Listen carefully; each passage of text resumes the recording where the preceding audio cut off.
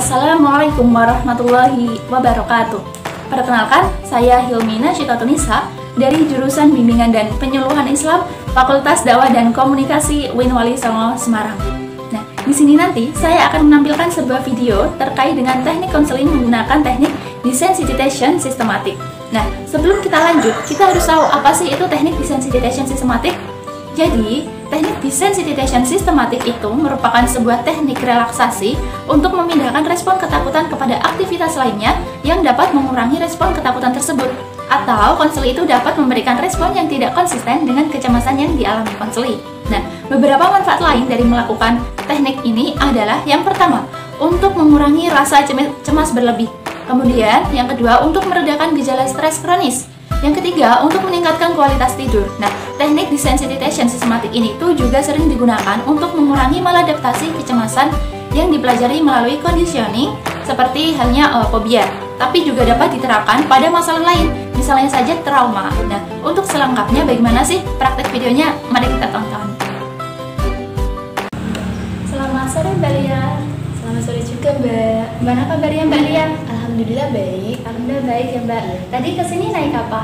Oh, saya kesini tadi naik sepeda motor. Sendirian? Iya. Tampaknya Mbak Lia ada yang ingin disampaikan sama saya. Iya Mbak, saya tuh kesini mau konsultasi tentang fobia Mbak. Saya tuh kayak ada trauma gitu loh Mbak, sama ular gitu. Berarti akhir-akhir ini Mbak Lia merasa fobia gitu sama yang hewan ular itu tadi? Iya Mbak, benar sekali. Kira-kira udah berapa lama Mbak Lia mengalami rasa fobia itu? Waktu itu tuh saya ceritanya tuh pergi ke kebun binatang gitu ya Mbak. Saya tuh lihat ular. Waktu itu saya tuh disuruh foto gitu kan Mbak, sama ularnya. Kan disuruh megang gitu kan Mbak. Iya. Terus aku kan kayak gimana gitu kan Mbak, takut kayak apa? Takut digigit atau diapain gitu. Nah, dari semenjak itu, terus saya tuh sekarang tuh takut banget gitu loh Mbak sama ular. Kayak kemana-mana tuh ular mengelilingi saya gitu loh Mbak setelah kejadian itu. Kira-kira rasa takut yang seperti apa yang biasa Mbak Lia alami ketika Mbak Lia itu melihat ular? Seperti ada bayang-bayang ular di mana-mana gitu. Kayak saya itu ambil ikan pinggang gitu kan Mbak. Saya tuh ngebayanginnya kayak ular gitu loh Mbak, yang melilit di tubuh saya gitu. Kayak gimana ya Mbak kendalinya biar saya tuh bisa relax lah, nyaman gitu. Berarti selama ini tuh Mbak Lia merasa terganggu karena Mbak Lia itu sering sampai membayangkan tadi ya Mbak, ikat pinggang jadi ular. Iya Mbak. Baik, di sini nanti saya akan memberikan sebuah teknik, namanya itu teknik desensitizasi sistematis. Jadi nanti di dalam teknik ini Mbak Lia nggak langsung saya suruh megang ular gitu, soalnya pasti Mbak Lia merasa takut kan? Iya sekali. Jadi di sini nanti saya akan memberikan per tahap. Jadi yang pertama nanti Mbak Lia akan saya jadi nanti mendengarkan dulu kata ular, kemudian melihat dari gambarnya dulu, dari kejauhan, dari dekat, terus kemudian melihat secara nyata, baru nanti yang terakhir tahap memegang. Nah, nanti di setiap tahapnya ini juga sesuai dengan persetujuan dari Mbak Lia. Kayak gitu. Bagaimana? Iya, saya setuju sih. Baik. Nanti semisal di tengah-tengah, misal sampai tahap melihat ular, Mbak Lia sudah rasa cukup, nanti Mbak Lia bisa ngomong, oh ya Mbak, saya sudah cukup sampai di sini saja gitu. Tapi semisal Mbak Lia nanti ingin, saya benar-benar ingin menghilangkan rasa fobia saya Mbak gitu, nanti kita lanjut sampai tahap akhirnya. Baik, langsung kita mulai ya Mbak tahap pertamanya. Nah, sebelum kita mulai, saya minta Mbak Lia bisa memposisikan diri Mbak Lia serileks mungkin, senyaman mungkin. Misal mau senderan juga nggak apa-apa, misal mau seperti ini juga nggak apa-apa. Seperti ini udah relax, seperti ini udah relax ya Mbak. Sekarang nanti dengarkan instruksi saya Mbak. Boleh. Iya. Sekarang coba pejamkan mata Mbak Lia. Baik. Sekarang coba tarik nafas dari hidung pelan-pelan, tahan sejenak, keluarkan dari mulut. Ya, sambil mengeluarkan, sambil membayangkan segala beban hidup yang ada di pundak Mbak Lia itu ikut serta keluar. Kemudian lagi tarik nafas, tahan sejenak, keluarkan dari mulut.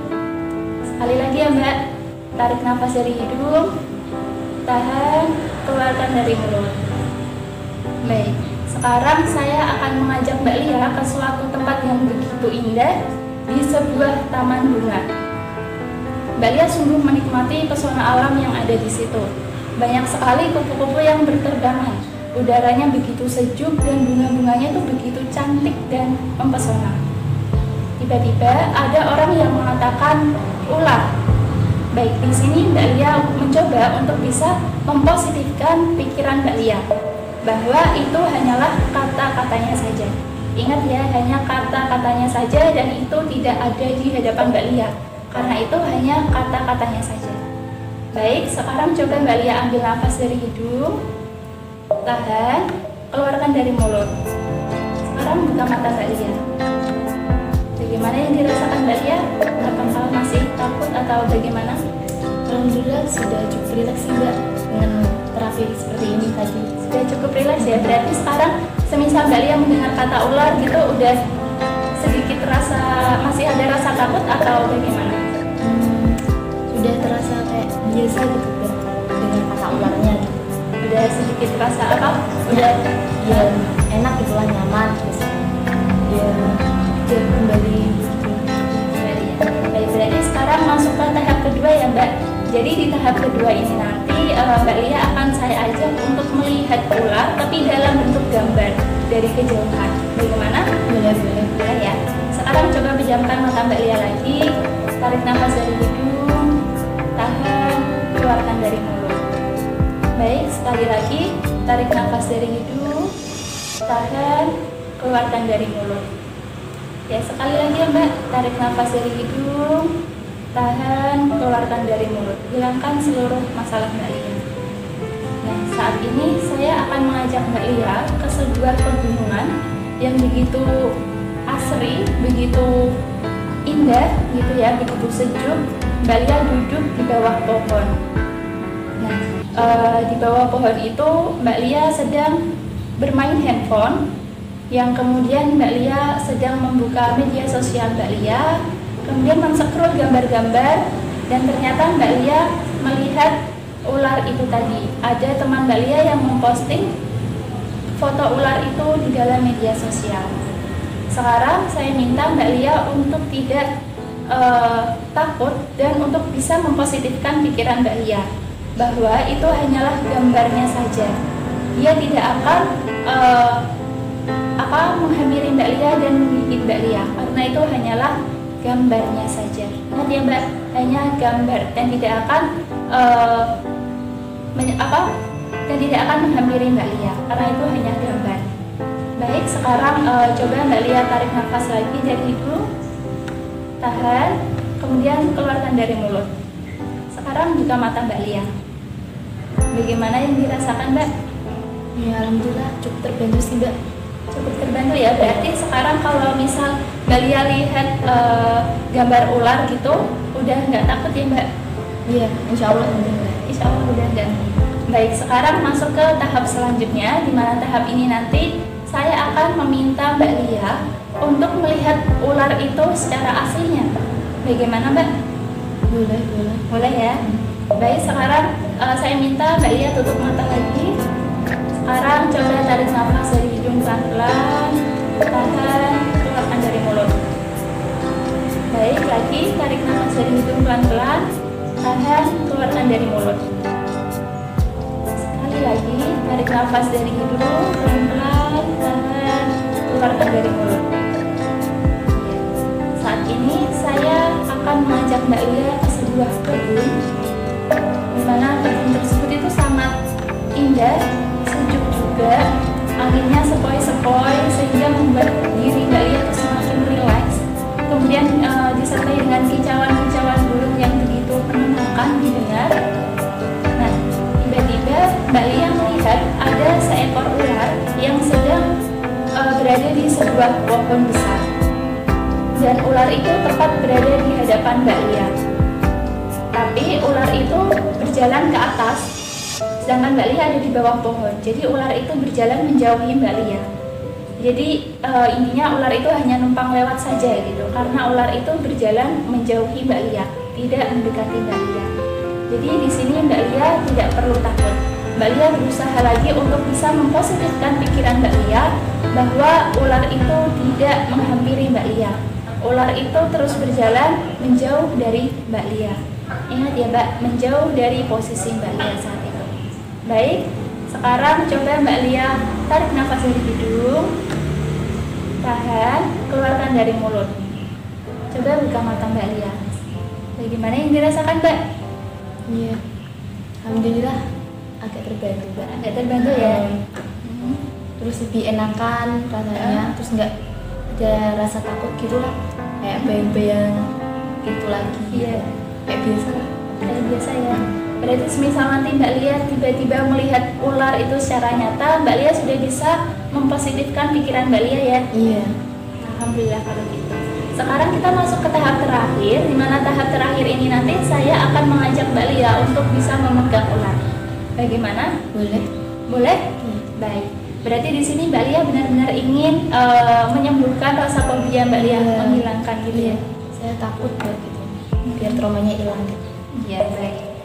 Sekarang nanti di tahap terakhir kan saya akan mengajak Mbak Lia untuk memegang ular gitu ya Mbak. Baik, sekarang coba Mbak Lia pejamkan mata Mbak Lia lagi. Sekarang tarik nafas, tahan sejenak, keluarkan dari mulut. Lagi, tarik nafas dari hidung, tahan, keluarkan dari mulut. Sekali lagi ya Mbak, tarik nafas dari hidung, tahan, keluarkan dari mulut sambil menghilangkan segala rasa beban-beban dalam hidup Mbak Lia. Saat ini Mbak Lia sedang berada di sebuah kebun binatang. Banyak sekali hewan-hewan yang ada di sana, mulai dari hewan yang Mbak Lia suka sampai beberapa hewan yang Mbak Lia nggak suka, termasuk ular. Jadi di situ Mbak Lia tidak sengaja melihat seekor ular. Ular itu terus Mbak Lia menghampiri ular tersebut karena Mbak Lia penasaran, sehingga Mbak Lia semakin mendekat kepada ular tadi. Dan ular tadi dia masih diam di tempatnya. Kemudian Mbak Lia berusaha untuk mempositifkan pikiran Mbak Lia bahwa ular itu adalah hewan yang jinak, hewan yang tidak akan menggigit Mbak Lia, hewan yang tidak akan melukai Mbak Lia. Mbak Lia melihat ular itu dengan seksama, dan Mbak Lia berusaha berpikir mempositifkan pikiran Mbak Lia bahwa ular tersebut ternyata indah, ternyata lucu. Warna kulitnya sangat lucu dan sangat indah, sehingga dalam pikiran Mbak Lia tidak ada lagi rasa ketakutan pada ular itu. Kemudian Mbak Lia terus mendekat dan Mbak Lia mencoba untuk memegang ular tersebut. Ular tersebut masih tetap diam di tempat. Ular tersebut tidak bergerak sedikit pun. Sehingga di sini saya minta Mbak Lia untuk bisa mempositifkan pikiran Mbak Lia bahwa ular tersebut tidaklah hewan yang buas. Ular tersebut adalah hewan yang jinak dan hewan yang lucu. Baik, ingat ya Mbak, ular tersebut bukanlah hewan yang agresif, tapi ular tersebut adalah hewan yang sangat lucu. Baik, sekarang coba Mbak Lia tarik nafas dari hidung, tahan, keluarkan dari mulut. Sekarang buka mata Mbak Lia. Bagaimana yang dirasakan Mbak? Yang saya rasakan tuh ya alhamdulillah agak terbantu ya Mbak, kayak relax, terus rasanya nyaman gitu, udah terbiasa lah. Kalau mendengar kata ular juga udah biasa gitu, nggak kayak pertama dulu gitu. Berarti Mbak Lia sudah ada merasakan perubahan ya Mbak dari sebelumnya? Dari step-step tadi tuh alhamdulillah itu ada pencerahan, kayak enak gitu loh Mbak, dari step-step yang Mbak kasih saran ke saya gitu. Oh iya, alhamdulillah kalau gitu ya Mbak. Jadi dari teknik tadi itu sebenarnya tidak langsung nanti Mbak Lia bisa selamanya hilang dari rasa fobia tadi gitu.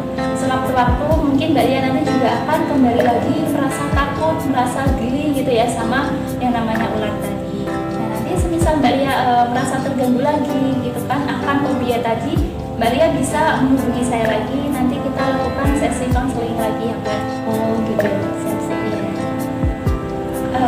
Bagaimana? Apakah ada yang ingin Mbak Lia sampaikan lagi? sudah cukup ya, Mbak.